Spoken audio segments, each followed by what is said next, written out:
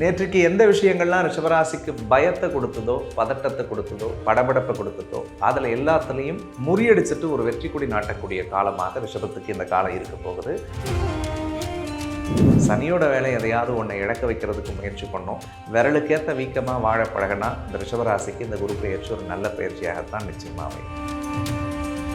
9 குரு பார்க்கறதுன்றது கடவுள் புண்ணியத்தில் ஒரு திடீர் யோகத்தையும், திடீர் அதிர்ஷ்டத்தையும், திடீர் பணவரவையும் இவர்களுக்கு ஏற்படுத்துவார். அது ஒரு ஜாக்பட்டா கூட இருக்கலாம். இவங்க ஜாதகம் குரு 3ல் மறைதுன்னு சொல்லி ஒரு பக்கம் அச்சம் இருந்தாலும் குரு பார்க்கக்கூடிய இடங்கள் ரொம்ப அற்புதமான இடத்தை பார்க்குறார். 7வது வீடுன்றது ஒரு ஜாதகனுக்கு காதலை குறிக்கக்கூடியது, காமத்தை குறிக்கக்கூடியது. ரிஷபராசி அன்பர்களுக்கு குரு பகவான் குரு பேச்சில் என்னென்ன மாதிரியான விஷயங்கள்லாம் கொடுக்க காத்துட்ருக்கார்? ரிஷபராசிக்காரர்களை பொறுத்த வரைக்கும் இதுவரைக்கும் ராசிக்கு 2வது இடத்துல சஞ்சரிச்சுட்டு இருந்த குரு பகவான் 3வது இடத்துக்கு இவர்களுக்கு பயிற்சியாகிறார்.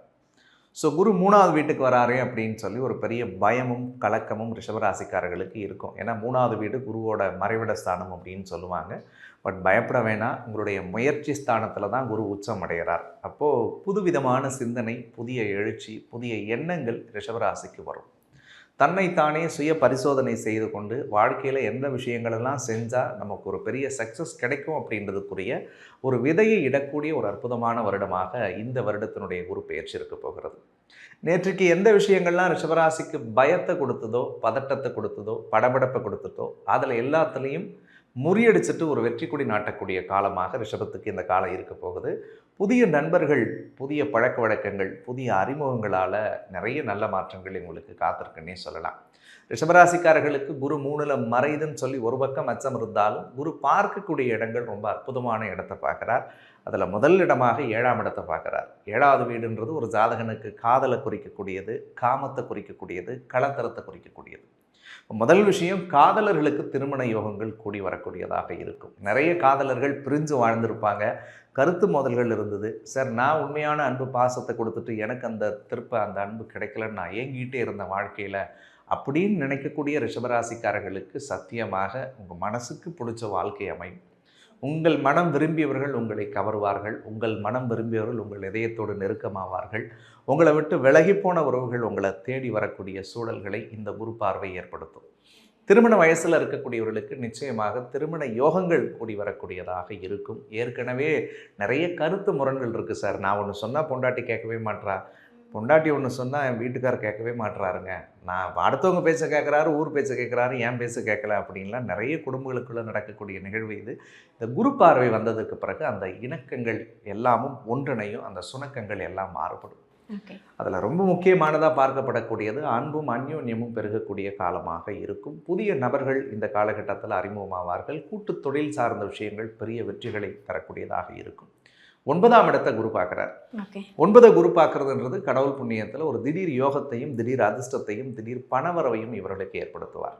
அது ஒரு ஜாக்பட்டா கூட இருக்கலாம் இவங்க ஜாதகத்துக்கு. அந்த மாதிரியான விஷயங்கள் கடவுள் புண்ணியத்தில் நடக்கும். தந்தையோடு இருந்த கருத்து முரண் சரியாகும். தந்தை வழி சொத்துக்கள் ஏதாவது இவங்களுக்கு வந்து சேரது இருந்துச்சுன்னா சாதகமாக இவங்களுக்கு வந்து கிடைக்கும். அதே மாதிரி பல பேர் வெளிநாடு, வெளியூர், வெளி மாநிலத்திலே இருக்கேன், சொந்த ஊருக்கு போகணும், சொந்த நாட்டுக்கு போகணும், ஏதாவது சில முயற்சிகளை எடுக்கணும்னு நினைக்கிறவங்களுடைய கனவுகள் பலிதமாகக்கூடியதாக இருக்கும். அதற்கு அடுத்தது ரொம்ப முக்கியமாக புதிய பட்டம், பதவி, பொறுப்பு, புகழ் அடுத்த ஒரு 6 மாதத்திற்குள் இவர்களுக்கு கிடைக்கும். ஒரு பட்டம் கிடைக்கும், பதவி கிடைக்கும், பொறுப்பு கிடைக்கும், புகழ் கிடைக்கக்கூடிய அனுகூலம் ஏற்படக்கூடியதாக இருக்கிறது. அதற்கு அடுத்தது ரிஷபராசிக்காரர்களுக்கு லாபஸ்தானத்தில் சனி வந்திருந்தாலும் அந்த உச்ச குரு லாபஸ்தானத்தை பார்க்கறதுனால ஃபைனான்சியல் டெவலப்மெண்ட் இவங்களுக்கு இருக்கும். ஸோ பொருளாதார முன்னேற்றம் இருக்க போகிறது. நிறைய பயணங்கள் கண்டிப்பாக தவிர்க்க முடியாததாக இருக்கும். நிறைய ட்ராவல் பண்ணுவாங்க இந்த வருஷத்தில். அந்த பயணங்கள் அத்தனையும் நல்ல பயணங்களாக அமையணும்னு மட்டும் நான் மனதார அவங்களுக்காக பிரார்த்தனை பண்ணிக்கிறேன். சூப்பர். அதாவது ஜாக்பாட்னு ஒரு வரியில் சொல்லிட்டீங்க. அதுக்குள்ளே எல்லாமே அடைக்கிற பெயர், புகழ், வேலைவாய்ப்பு, அந்தஸ்து அப்படின்னு சொல்லிட்டு எல்லாமே ரிஷபராசி அன்பர்களுக்கு கிடைக்க போகுது.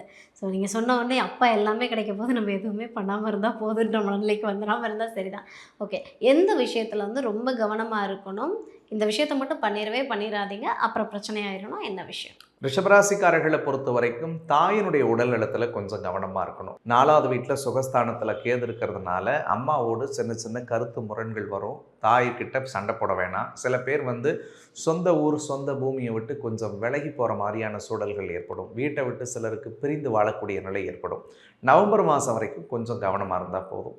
வண்டி வாகனத்தில் போகும்பொழுது கொஞ்சம் ட்ராவல் பண்ணும்பொழுது ஜாகிரதையாக இருங்க. இரவு நேர பயணங்களை தவிர்க்கிறது நல்லது. சப்போஸ் போய் தான் தீரணும்னா தப்பில்லை, கொஞ்சம் கவனமாக போங்க. தூக்க கலக்கங்கள் ஏற்படும், மனச்சோர்வு வரும். இந்த பீரியடில் வாகன விபத்துகள் வரும், வாகனம் பழுதாகக்கூடிய சூழல் நடக்கும். அதெல்லாம் கொஞ்சம் கவனமாக இருக்கணும். தொழிலில் பெரிய முதலீடுகளை தயவு செஞ்சு போட வேணாம். அடுத்த 6 மாதத்துக்கு பெரிய இன்வெஸ்ட்மெண்ட் எதுவும் செய்யாதீங்க. 3வது நபர்களை நம்பி எந்த முக்கிய முடிவு பொறுப்புகளை ஒப்படைக்காதீங்க. ஏன்னா கூட இருக்கிறவங்களாலே உங்களுக்கு பெரிய பாதிப்புகள் இந்த காலகட்டங்களில் வரும். அப்போ யாரோடு பேசினாலும் பழகினாலும் கொஞ்சம் கவனமாக இருங்கன்றது என்னுடைய ஒரு அன்பு வேண்டுகோள். 11ல் சனி இருக்கிறதுனால என்னதான் குரு உச்சமடைஞ்சு பார்த்தவங்களுக்கு லாபம் வரும்னு நானே சொன்னாலும் சனியோட வேலை எதையாவது ஒன்றை இழக்க வைக்கிறதுக்கு முயற்சி பண்ணோம்.